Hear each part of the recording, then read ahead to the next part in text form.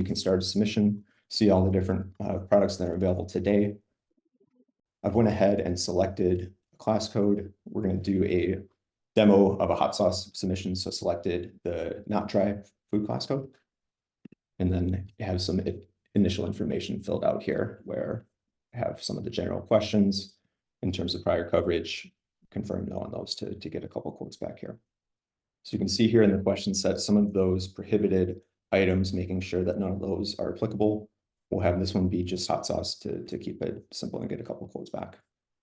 We'll confirm it's none of the meat processing, dairy products, the baby food, pet food, and then making sure it's none of these type of items here where making sure it's nothing tobacco. That wasn't listed in the slides there, but cigarettes, e-cigarettes, nothing like that is all eligible here as well.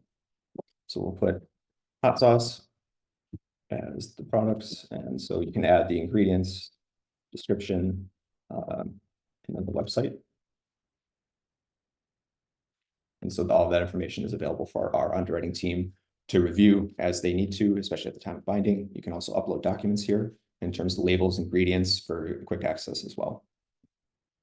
There are a couple questions here in terms of restaurant and bar operations.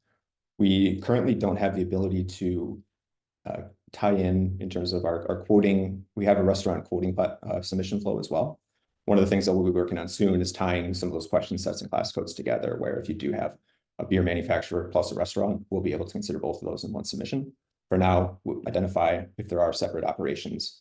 We'll keep those out of scope, so we'll include that also in the quick facts here in terms of what's eligible, what's not eligible. There's also a question on compliance with FDA, USDA requirements. And then importing, again, if these can be considered, if it is, I think we've seen a number of products that have ultimately quoted with imported products, but I'll put no here for now to get a couple quotes back, but you do have the ability to provide more information here. If it is a home-based business, there's a question in terms of if the products are prepared in a sterile environment. If it is outside of a home-based business, it's confirming that all of the facilities are up to code, etc. So we'll put yes here. And for the gross sales, we'll put $1 million and then enter the effective date.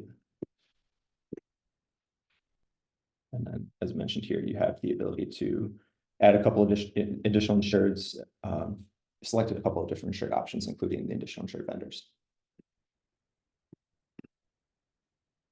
Review the information here, make sure that all looks correct, and then submit to both the markets that are eligible here. And so at this point, the information that was entered into the submission is being sent to Nautilus, being sent to Markel.